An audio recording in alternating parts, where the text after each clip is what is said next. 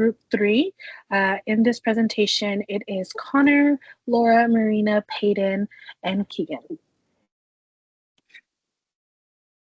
I will hand it off to the next person who are going to be opening up our slide and talking about our communication program that we have set up for Boeing.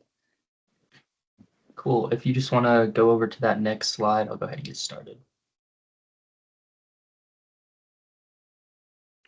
So my name is Keegan Burns, and we are part of Group 3. Today we chose Boeing for our project over the semester. This slide is kind of just answering the basic question of, who is Boeing? That's our client, and why does it matter for crisis communication? So first, Boeing is one of the largest aerospace companies in the world. They operate in over 65 countries, so that affects people all around the globe. Boeing works in global aviation, defense, and other aerospace technologies. That includes things like space exploration vehicles and advanced aircrafts. So they are involved in commercial travel, military work, and space technology all around the globe and all simultaneously. Because of this, Boeing has a lot of power and a lot of visibility. Their products are used every day by airlines, governments, militaries. Millions of people rely on their planes and systems. Often they don't even know it's a Boeing plane or a system they're using. The last point I have for this slide is just that safety is crucial to this industry. Aerospace is super highly regulated, and there is very little wiggle room for error. That means Boeing is extremely vulnerable to crises. Let's say the plane has a safety issue or a quality control fails. It can turn into a huge problem extremely quickly. It can also put lives at risk, damage public trust, and lead to major financial and legal trouble. Because of these factors, global scale and high safety standards call for strong crisis communication as being a non-optional thing for Boeing. And then if we can go over to slide 2, we'll be talking about our aircraft safety failures and kind of the SWOT analysis we have for Boeing. Things like the 737 MAX situation where we saw some crashes and a door plug pop off. These failures are especially serious because they involve human lives. They can also create lawsuits, media attention, and long-term damage for the brand. To understand how Boeing is positioned in the crisis, we look at their strengths, weaknesses, opportunities, and threats. First off is their strengths. They have really good brand recognition. A lot of people know who Boeing is and what they do. They're a leader in aircraft manufacturing, and they have a lot of military and government contracts. For some of the weaknesses, communication is kind of an issue. We do see a lot of whistleblowers coming out of Boeing, as well as a strained workforce from pressures to meet deadlines, fix problems, and keep up production. Opportunities Boeing has is next-gen aerospace technology, and they also rebuild trust with better safety and quality systems. If they do those things, they can really regain some trust from the public and the regulators. Finally is our threats with lawsuits and settlements that come from FFA regulations. They also have supply chain issues, economic shifts, and risk to human lives. So to wrap up this, we chose Boeing because it was a really powerful company that carries a lot of very high risk, so it's perfect for a crisis communications. We also focus on aircraft safety failures because we want to show how Boeing's strengths, weakness, opportunities, and threats kind of all connect together. And I'll go ahead and pass it off. This is Connor Patterson. So for our stakeholder map, we decided to include key stakeholders like employees and unions, regulatory boards, airline companies and their customers, passengers, and the general public, shareholders and competitors. The map that we came up with shows the role that each stakeholder has, their level of influence, and their level of interest. The level of influence and interest we measured on a range of medium to very high, and the most stakeholders with the most influence and interest were the regulatory boards, along with the airline companies and their customers. And then if we could go to the next slide, we can talk about the risk matrix that we developed. It includes the key potential risks, safety failures, regulatory failures, quality control issues, labor and union disputes that Boeing might have, and the reputational along with the financial risks that might be involved. The risk matrix shows the likelihood of the risk happening, the impact of said risk if it were to happen, the shareholders that would be affected, and how everything else is affected.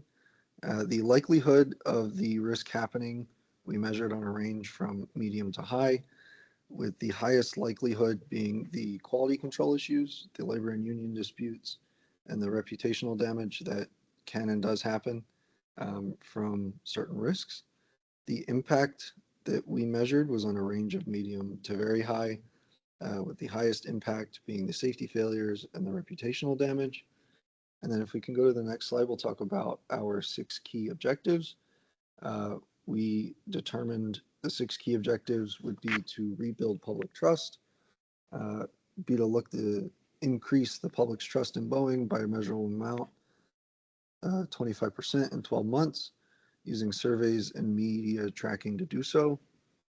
We also wanted to strengthen transparency. We'll start to publish safety and compliance reports quarterly so that the general public has access to them.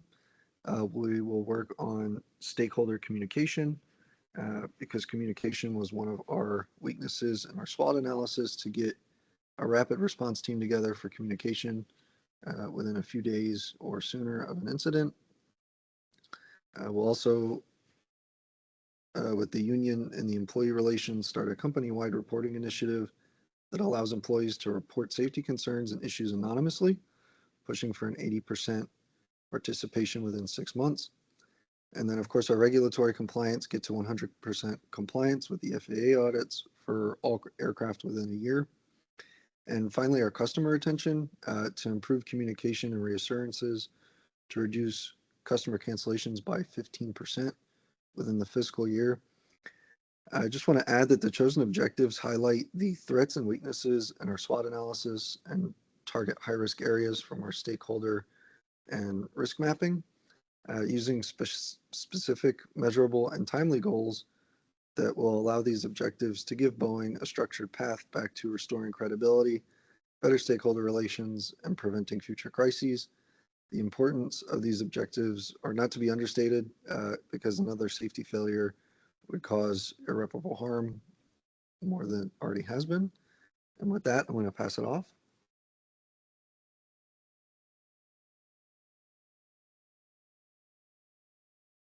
Okay, so I'm Marina, and I'll be going over the message matrix.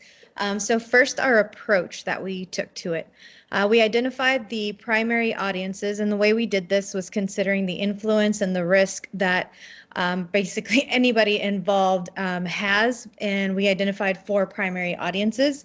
These were employees' unions, regulatory boards, airline customers and passengers, and stockholders and governments.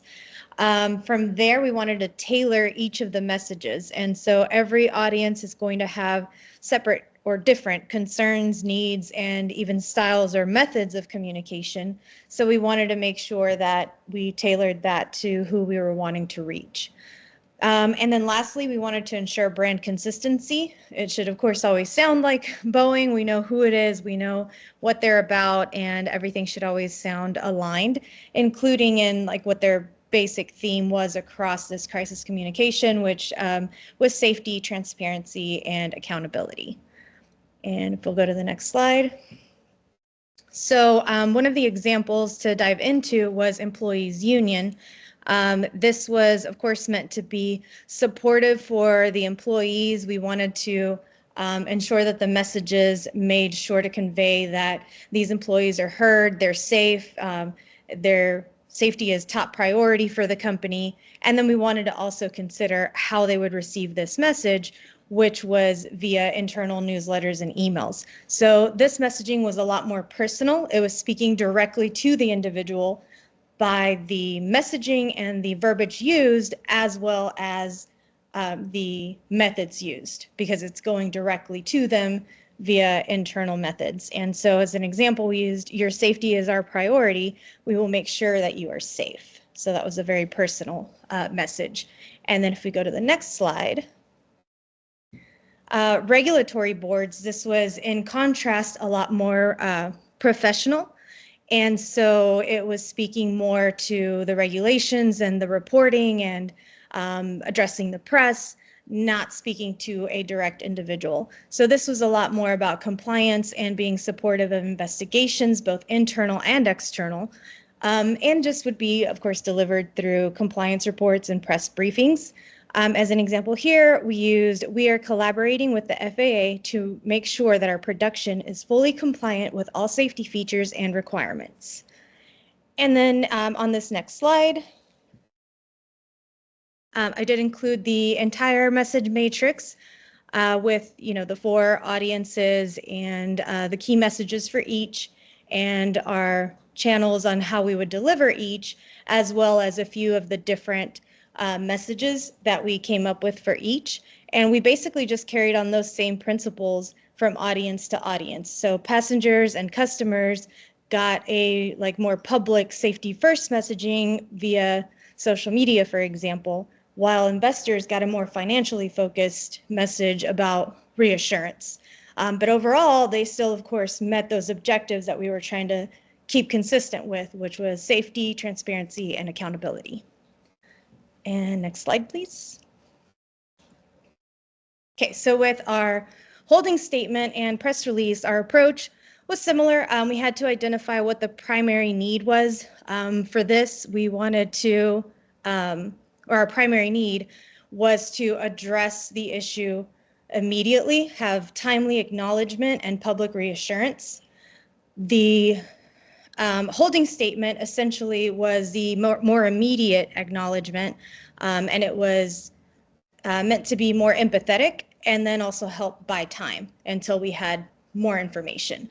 And the press release, of course, focuses on the facts and more actionable steps as the information becomes available and what's going to happen from that point forward. So using that information on primary needs, we also tailored those messages on what each one needed. And then still, we wanted to make sure that we ensured brand consistency, focusing on those same things, safety, transparency, accountability, and collaboration. And we can, yeah. So here's our full holding statement.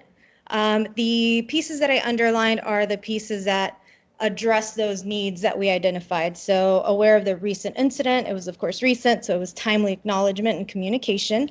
Thoughts and prayers, empathy, the words like safety, transparent, immediate action we used in that, and so that kind of was addressing the exact needs that we knew we needed to address. Cooperating with American Airlines and FAA, that shows that collaboration and accountability. Okay. And then with our full press release, again, the big difference was one is a lot more empathetic, and this one was a lot more just about the facts and the actionable steps. With that, we did get, I had an oversight. I specifically remember I had the oversight here. I accept that one, where we extend our thoughts and prayers to all those affected, where in the press release it should be third person. So that update was made to where it was part of an actual quote, so that the press release is in that more professional third person, all about facts style. But yeah, and I think that's it for me. So we'll pass it off. Thank you, Marina. Hi, my name is Peyton, and I'm covering weeks 8 and 9, which are honestly 2 of the most important phases in any crisis communication plan. You're looking at the internal strategy and the public-facing social media response. These 2 pieces are where a company either restores trust or loses it, so we approached them very intentionally. In week 8, our focus was strengthening internal trust. So after an incident like the one on October 12th, employees don't just need answers, they need leadership that is visible, honest, and consistent. So our internal communication plan is built around clarity and accountability. The goal here is pretty simple. Every Boeing employee, whether they're engineers on the floor or corporate staff in Seattle, should understand what happened, what's being done, and how the company is supporting them. Internal alignment is the foundation of any successful crisis response. So we set 3 measurable targets to keep us grounded: improving employee trust scores by 25%, guaranteeing that weekly updates reach and are confirmed by 100% of the workforce, and increasing participation in safety reporting by 80%. Those numbers aren't arbitrary. They're benchmarks that show a real shift toward transparency and a safer internal culture. Our messaging stays extremely consistent, though. Phrases like "every employee deserves to know the facts" and "your safety and your voice matter" reinforce that Boeing is not hiding information or downplaying concerns. And we use multiple channels: weekly emails, think of an internal hub, supervisor, briefings, bulletin boards. This is all just to make sure every employee receives accurate information directly from leadership. So overall, with that week 8 plan, it kind of just going to reestablish stability internally. Right? You can't lead externally if you haven't communicated effectively internally first. And then heading on to that next slide, we're going to look at the social media playbook.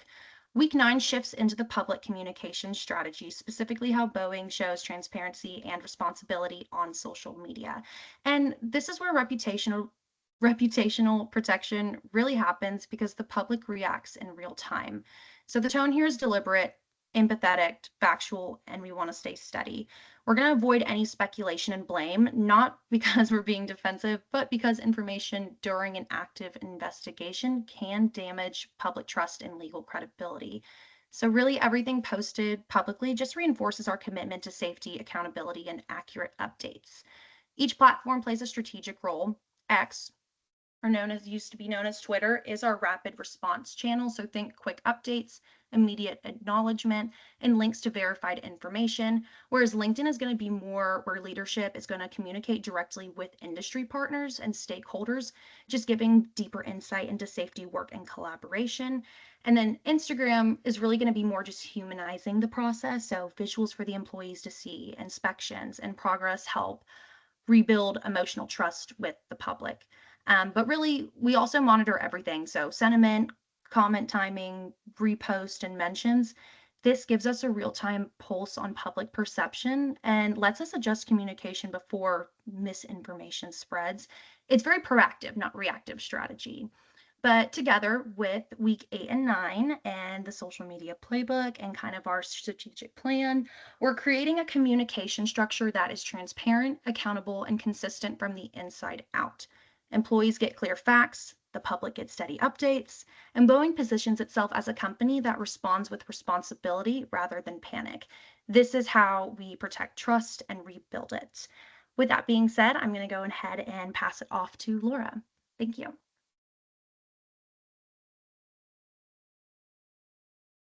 Thank you, Peyton.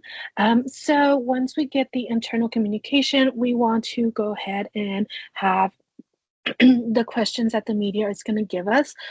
So many of the points of questions that they're going to be talking about is why the safety failures happened, what are we doing to cooperate with everyone, what are we doing to be proactive.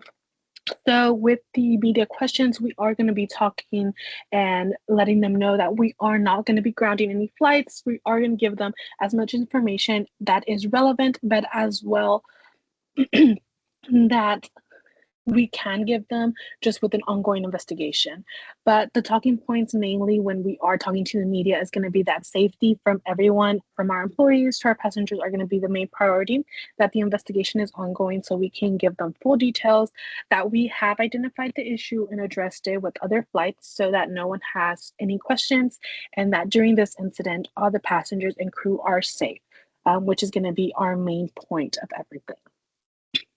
Now, when we are going to be talking about the media and everything like that, we are going to be going into our ongoing communication and recovery. Like we've mentioned in the social playbook, our initial communication is going to be confirming that information that has already been given in the press release and in all other social medias. So we will keep going with our holding statement, which we have here an example of it.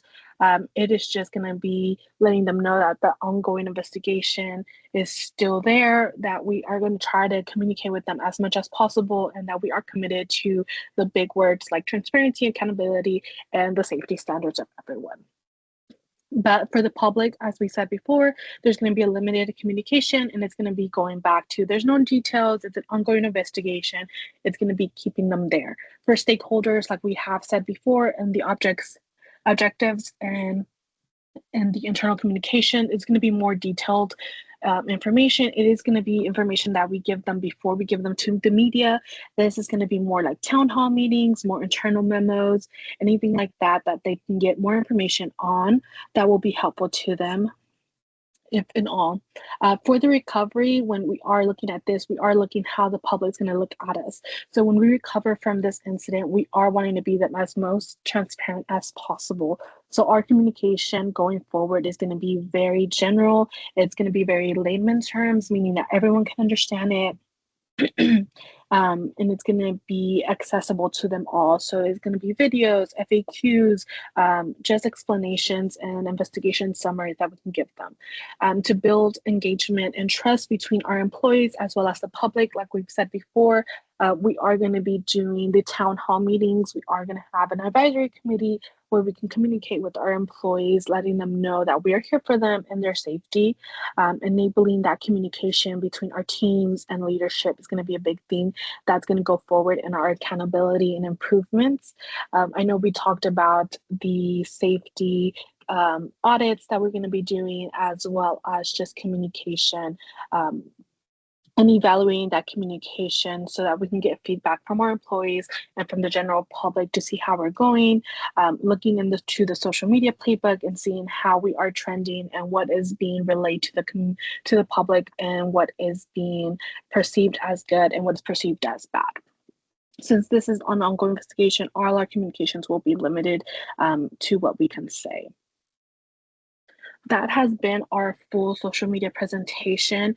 And all we are going to be communicating with the public, trying to get them to understand that we know that this happened, but our safety is the priority in everything that we go forward. And we are closing up this presentation. Any questions can be directed to our social media team or anything like that for Boeing as well.